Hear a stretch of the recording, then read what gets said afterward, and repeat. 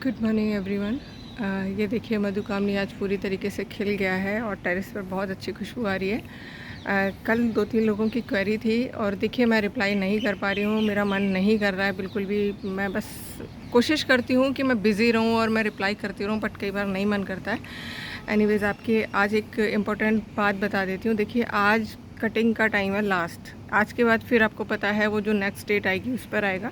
तो अगर आपको किसी भी पौधे की प्रूनिंग करनी हो तो वो आप कर सकते हो। देखिए मैंने अभी सारे पौधों की, जैसे देखिए मैंने अपने मोरिंगा की थी, गुलाब की थी, और जितने भी पौधे, इवन हाइब्रिड हिबिस्कस की भी, इसकी विंका की भी मैंने कर दी थी। जिस जिस पौधे की मुझे लग रहा है कि हाँ इस टाइम पर रिक्वायरमेंट है, मैंने सबकी प्रूनिंग कर दी थी।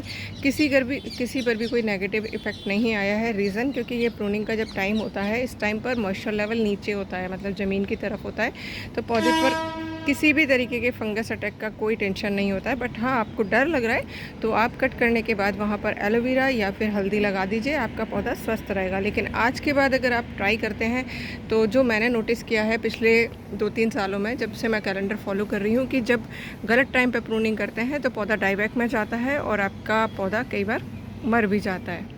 अब मैं सिर्फ बताऊंगी, बाकी मर्ज़ी आपकी है, करिए या मत करिए। गार्डन क्योंकि आपका है, आपने कैसे संभालना है वो आपको बहुत अच्छे से पता होगा।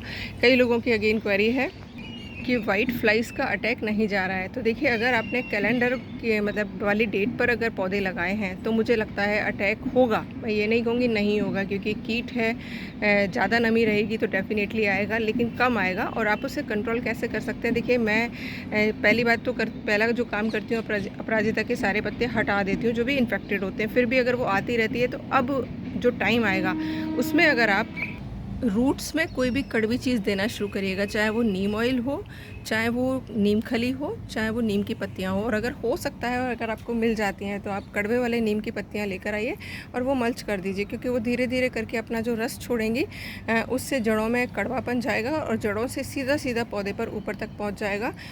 जैसे बहुत सारी साइंटिफिक चीज़ें हैं जो आप लोगों को पता ही होगी, डिटेल में नहीं बताऊँगी। तो वो जब पत्तियों तक पहुंचेगा कड़वापन, तो आपके यहाँ जो भी रस चूसक कीट हैं वो भाग जाएंगे। पत्तों के ऊपर हैं तो आप मिट्टी स्प्रे कर दीजिए, पत्तियों के नीचे हैं तो आप, ये बेस्ट तरीका होता है जो अब टाइम आने वाला है। आप कड़वी चीज़, लेकिन हाँ जो भी मात्रा आप दे रहे हैं प्लीज़ उसका ध्यान रखिएगा, क्योंकि कई बार थोड़ी सी भी डोज ज़्यादा होते ही पौधे की सारी पत्तियाँ झड़ जाती हैं या पौधा कई बार ख़त्म भी हो जाता है। तो देखिए डोज़ आप मेंटेन करेंगे अपने पौधे के अकॉर्डिंग। बायो एंजाइम का तो होता है 1 लीटर में 5 ml, बाकी आप लिक्विड बना रहे हैं उसका डिल्यूशन आप कर दीजिएगा अपने हिसाब से पौधे के अकॉर्डिंग। मैंने उन सभी पौधों की प्रूनिंग कर दी है जो मुझे बारिश के टाइम पर या आंधी के टाइम पर बहुत ज़्यादा दिक्कत दे रहे हैं। उन सबको प्रून कर करके कटिंग भी मैंने लगा दी है साथ ही साथ दूसरे गमलों में, क्योंकि इस टाइम पर आपको पता है नौ तपा तो पता ही नहीं कहाँ चला गया, बादल ही हो रखे हैं।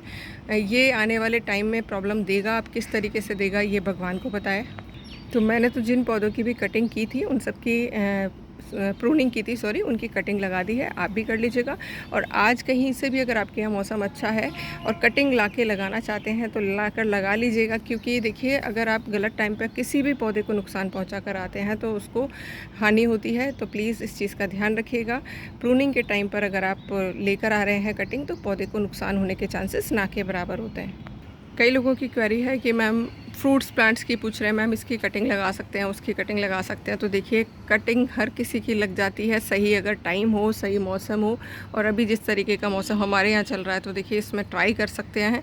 अलग से कटिंग ट्राई मत करिएगा। जिन गमलों में ऑलरेडी पौधे लगे हुए हैं उनमें दबा दीजिए और पत्तियाँ हटा दीजिएगा और लगाकर भूल जाइए। उस कटिंग को बार बार टच करने की गलती मत करिएगा, नहीं तो वो रूट डेवलप नहीं कर पाती है। दूसरा, सब्जियों के लिए पूछ रहे हैं मैम इस टाइम पर कौन सी सब्जियां लगा सकते हो। तो इस टाइम पर आप जो भी सब्जियां लगाएंगे बेल वर्गीय, यानी कि जो लताएं ऊपर चढ़ती हैं उन सब्जियों को लगाएंगे। ज़मीन पे फैलने वाली मत लगाइएगा। बारिश के सीज़न में जो मिट्टी जनित रोग होते हैं या जो ऐसे कीट होते हैं जो ज़मीन से ऊपर आ जाते हैं, वो सारे के सारे आपकी फसल को, जो भी आप उगा रहे हैं उसको खाने का काम करेंगे। तो जो भी पौधे हैं जो कि ऊपर की साइड बढ़ते हैं उनको आप लगा सकते हैं। और जितना मैं जानती हूँ, जितना मैं समझी हूँ वही बता रही हूँ आपको। तो बेल वर्गीय जो भी सब्जियाँ हैं आप लगा सकते हैं। ज़मीन से जो टच होती हुई सब्जियाँ उनको मत लगाइएगा। और बारिश में निषेध भी किया जाता है उन सब्जियों को खाने के लिए जो बिल्कुल ज़मीन से टच होती हैं। और लास्ट में एक और टिप दे देती हूँ आपको। देखिए, जब भी अपन छत पर झाड़ू लगाते हैं तो उस मिट्टी को या जो भी गिर रहा है पौधों से उसको फेंकिए मत, उसे गमलों में डालते रहिए। आपके यहाँ हो सकता है कोई ना कोई पौधा तैयार हो जाए।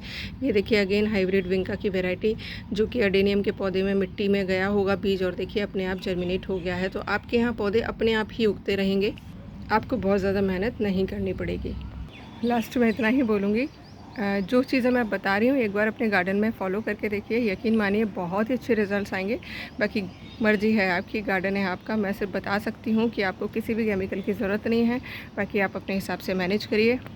मन बिल्कुल नहीं लग रहा है, बट अपने आप को बिज़ी रखने के लिए कुछ ना कुछ काम कर रही हूँ। और कल तो शायद उंगली में सीधे हाथ की में कांटा चला गया है तो स्वेलिंग आ गई है, तो आज तो रूटीन काम करने में भी दिक्कत आएगी। मधुकामनी के लिए कोई पूछेगा कि मैम इसमें क्या डालते हो, कुछ भी नहीं डालती हूँ, बस खट्टा वाला बायो एंजाइम स्प्रे कर देती हूँ। और अभी तो आपको पता है कुछ दिनों पहले मैंने मिट्टी का और नीम खली का स्प्रे किया था, और ये देखिए ब्लूमिंग किस कदर हो रही है। तो आप किसी भी पौधे पर फूल नहीं आ रहे हैं तो खट्टा वाला बायो एंजाइम स्प्रे कर दीजिएगा। और वो नहीं है तो 2-3 दिन नींबू, संतरे या मौसमी के छिलके पानी में भिगोइए और उनको स्प्रे कर दीजिए 3-4 दिन बाद पानी में डाइल्यूट करके, तो आपके यहाँ फ्लावरिंग स्टार्ट हो जाएगी। और बहुत सारी चीज़ें मिट्टी, पानी और टेम्परेचर पर भी मैटर करती हैं, तो वो अगर प्रॉपर है तो एक बार आप ये भी तरीका अपना कर देख लीजिएगा।